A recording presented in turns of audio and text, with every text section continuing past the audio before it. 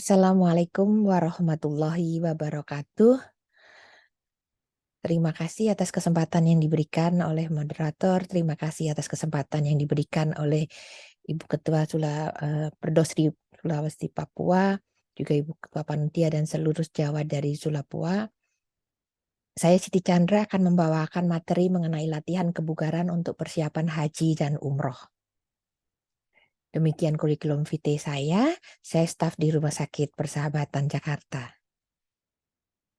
Sebagai pendahuluan, dikatakan dalam talbiyah yang Rasulullah Shallallahu Alaihi Wasallam selalu membawakan pada waktu melakukan ibadah haji dan umroh. Labaik Allahumma labaik, labaik rasalika lalaka labaik, inna hamda wa ni'mata laka wa mulk la syarikalah. Panggilan untuk memenuhi panggilanmu ya Allah, itu yang selalu diungkapkan, sehingga materi ini materi yang sungguh luar biasa. Saya beruntung sekali diberikan kepercayaan untuk membawakannya, karena ini materi yang tentunya akan memberikan manfaat untuk saya secara pribadi dan semoga menjadi amal dan buat yang memberikan mandat untuk saya membawakannya. Di dalam reference tertinggi yang saya ambil untuk materi ini yaitu Al-Quran, the guide of life yang kita miliki sebagai seumat muslim. Pada Quran surat Al-Hajj dikatakan bahwa serulah manusia untuk mengerjakan haji, dan niscaya mereka akan datang kepadamu dengan berjalan kaki atau mengendarai setiap unta yang kurus. Mereka berdatangan dari segenap penjuru yang jauh. Sebagai umat yang fakir, saya berusaha untuk memahami dari keilmuan saya dari bidang kardiorespirasi rehabilitasi. Berjalan kaki, mengendarai, serta dari penjuru yang jauh. Sehingga materi dan tujuan yang diberikan untuk materi kali ini adalah untuk mengetahui tentang latihan kebugaran untuk persiapan haji dan umroh, kemudian mampu memahami evaluasi dan persiapannya yang mungkin secara lebih mudah, karena secara lebih detail sudah pernah dibawakan dalam workshop yang khusus untuk tingkat nasional, mungkin dari Perdosri. Saat itu tahun lalu sudah pernah diberikan, dan saya mengulang sesuai dengan keilmuan saya dari bidang kardiorespiratori. Berdasarkan yang saya dapatkan dari penangkapan saya mengenai berjalan kaki, mengendarai dan tempat yang jauh, kemudian tentang awareness atau pemahaman kita, kehati-hatian kita di era pandemi, di mana komponen kardiorespiratori dan semua basic komponen yang menentukan suatu program rehabilitasi dan status fungsional seseorang manusia yang dibutuhkan untuk terlaksananya dengan sukses suatu ibadah baik haji maupun umroh. Ini workshop yang terlebih dahulu pernah dikatakan, pernah dibawakan oleh sejawat-sejawat saya, senior-senior saya yang sangat saya hormati. Ini materi dari Dr. Syarif Hasan Lutfi, beliau Ketua Perhimpunan Kedokteran Haji Indonesia. Dikatakan tentang asesmen kebugaran jasmani dan program rehabilitasinya.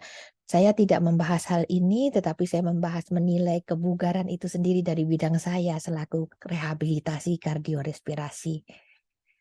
Tahapan dalam latihan kebugaran untuk menuju ibadah, nomor satu yang saya dapatkan dari reference yang saya baca itu, lurutkan niat karena Allah. Inna Allah ma'ana, Allah beserta kita. Kemudian mengidentifikasi bugar itu sendiri di masa seperti kali ini, karena pandemi belum usai. Mungkin pandemi yang kritis yang 2 tahun terakhir, yang pertama dari 2020 kita sudah mulai adaptasi, mulai bisa bernegosiasi dengan pandemi, kita imun sistemnya juga makin kuat, kesiapan untuk disaster preparedness juga lebih baik. Akan tetapi wave yang baru juga sudah mulai merangkak naik, varian terbaru dengan jumlah yang lebih tinggi juga meningkatkan awareness kita, perlu kita jaga. Karena yang jadi masalah jangan sampai tumbang sebelum berangkat berjuang, karena untuk menuju ke tanah suci dalam beribadah kita harus menjaga seluruhnya. Semoga Allah memudahkan dan meridhoi semua perjuangan untuk menuju ibadah sampai dengan selesai dari sana dalam kondisi yang baik.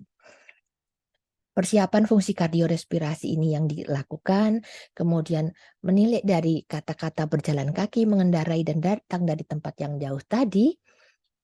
Berjalan kaki komponennya pasti ekstremitas bawah dan kontrol posturnya. Kemudian mengendarai berarti ada keseimbangan. Kalau dia mengendarai kuda, mengendarai kendaraan apapun itu dia harus berpindah-pindah tempat atau posisi yang lama. Keseimbangan dan kontrol posturnya pasti harus dijaga dengan baik. Tempat yang jauh berarti imobilisasi, ada posisi statik yang lama. Nah, itu akan berefek sangat berbeda untuk semua orang karena ada variasi usia yang berbeda dan kemampuan individu yang berbeda. Dalam segi saya di kardiorespiratory yang tadi saya sudah ungkapkan tentang pandemic awareness, post-COVID sequelae awareness, karena orang yang nampaknya utuh tapi di dalamnya kemampuan fungsionalnya belum tentu sama. Karena di era pandemi ini kita tidak bisa melihat seseorang hanya dari luarnya, tapi status kemampuan fungsional yang didapatkan dari aktivitas sehari-harinya itu yang jadi modal yang tersisa yang harus kita tingkatkan untuk menuju kualitas ibadah yang lebih baik. Beberapa reference lagi yang saya dapatkan, semoga ini menjadi tuntunan juga buat saya untuk belajar lebih banyak tentang reference tertinggi yang kita miliki, yaitu Al-Quran. Terima kasih banyak itu yang saya ucapkan karena ini membuat saya membuka dan lebih dekat dengan Al-Quran. Saya dapatkan dari An-Nahl bahwa diturunkan kepadamu Al-Quran agar kamu menerangkan apa yang telah diturunkan supaya memikirkan. Jadi saya memang betul-betul saya buka dan saya berusaha mendapat yang diilhamkan dan saya berusaha pikirkan. Ada pertemuan berikutnya saya menemukan di Al-Anfal tahun ayat ke-60, siapkanlah untuk menghadapi mereka kekuatan apa saja yang kamu sanggupi. Berarti kita dalam pemahaman saya dari kardiorespirasi saya harus mengukur kemampuan seseorang untuk disiapi sesuai dengan kesanggupannya. Jadi maksimum kemampuan dan saya berikan submaksimal exercise yang saya bisa berikan untuk sesuai dengan kemampuan orang tersebut. Dalam Quran surat Al-Qasas ayat 26 saya dapatkan sesungguhnya orang yang paling baik adalah orang yang mempunyai kekuatan dan juga tubuh dengan kesehatan yang baik. Jadi sebagai bagian dari umat manusia yang memiliki keilmuan tentang menjaga endurance, alangkah baiknya kalau kita bisa membagi keilmuan terhadap insan yang lainnya untuk menjaga kesehatan dengan baik. Karena kita menyelamatkan satu manusia berarti menyelamatkan seluruh manusia. Ini adalah International Classification of Function atau klasifikasi fungsi yang dipakai di dalam pemikiran fungsi seorang dokter rehabilitasi medik, kedokteran fisik dan rehabilitasi. Ini adalah sampel yang paling sering digunakan untuk penyakit kronis. Seandainya ada sakit, yaitu sakit baik karena jantung maupun karena paru. Karena kami berusaha menghubungkan sakitnya dengan fungsinya. Jadi body structure-nya dengan body function-nya. Kemudian activity apa yang terdampak dan partisipasi apa yang terdampak. Yang ini jelas akan mempengaruhi semua aktivitas rutinitas dalam beribadah, baik ibadah sehari-hari di tanah air maupun ibadah dalam rangkaian menuju tanah suci. Ini uji terkait dengan komponen ICF, body function and structure, kemudian kapasitas fungsionalnya apa dan functional performance untuk dalam participation-nya apa. Ini mungkin detailnya agak terlalu banyak tentang fungsi respirasinya, kemudian bagaimana toleransi untuk exercise-nya, kemampuan ototnya, struktur dan kemampuan dari tungkai bawahnya, bagaimana dia beraktivitas sehari-hari, bagaimana dia berpartisipasi dalam lingkungannya.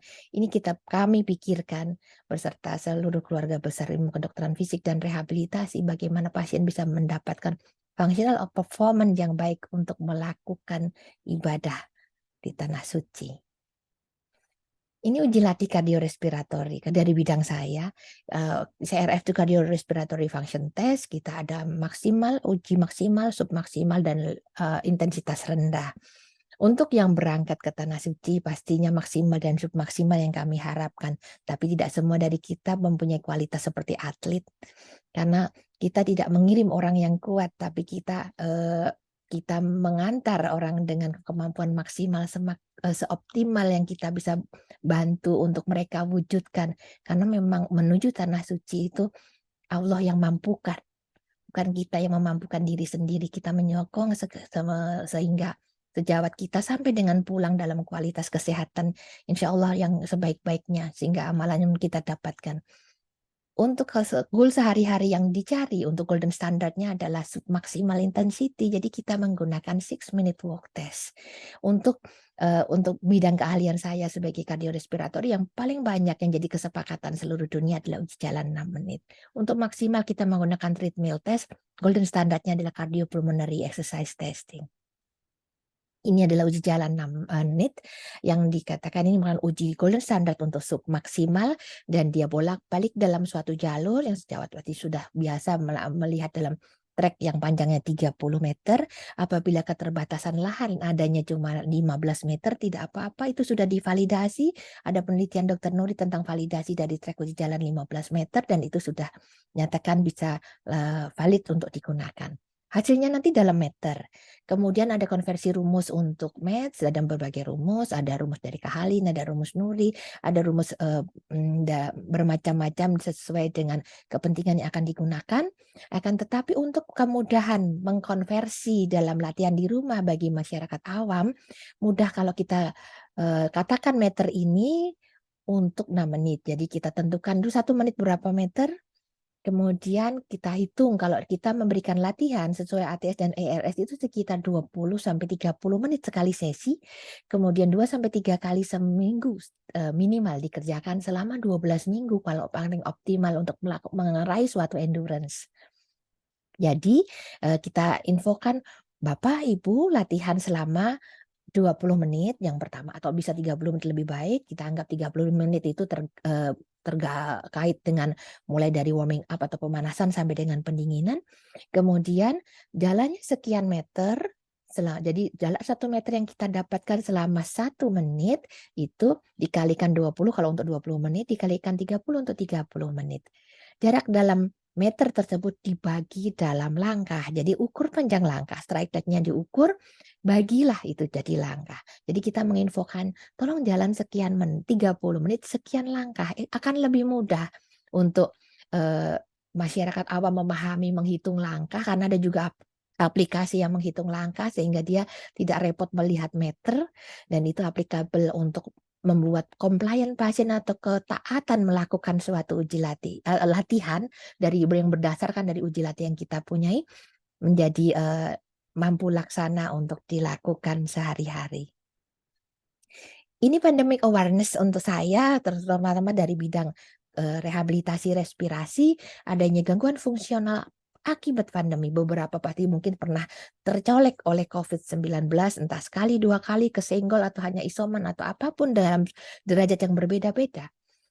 Pasti ada dampak karena juga pandemi, mungkin sedentary, jadi aktivitas tidak terlalu banyak, tipe-tipe kelatihan ini mungkin terjadi, dan latihan yang harus dikerjakan adalah seperti yang di bawah, yaitu ada untuk tipe obstruksi dan tipe restriksi itu sesuai dengan keperluan yang dimiliki. Ini tapi latihannya kalau restriksi berarti susah mengembang, disfungsi inspiratori sehingga compliant paru harus kita tingkatkan. Kalau obstruksi berarti susah untuk ekspirasi dan kita harus keluarkan salah satunya dengan push lip breathing. Ini evaluasinya untuk obstruksi berarti kita mau lihat ekspirasinya. Kalau untuk restriksi kita lihat bagaimana pengembangan parunya. Sebagai penutup, yang pertama tentunya kita menetapkan dulu kemampuan fungsional terkait kebugaran dan fungsi yang terjadi, gangguannya apa saja. Yang kedua, kemudian memberikan jenis terapi yang berdasarkan kemampuan yang kita temui tadi, yang telah kita identifikasi. Yang ketiga, kita melakukan monitoring terhadap evaluasi terapi latihan yang sudah kita berikan.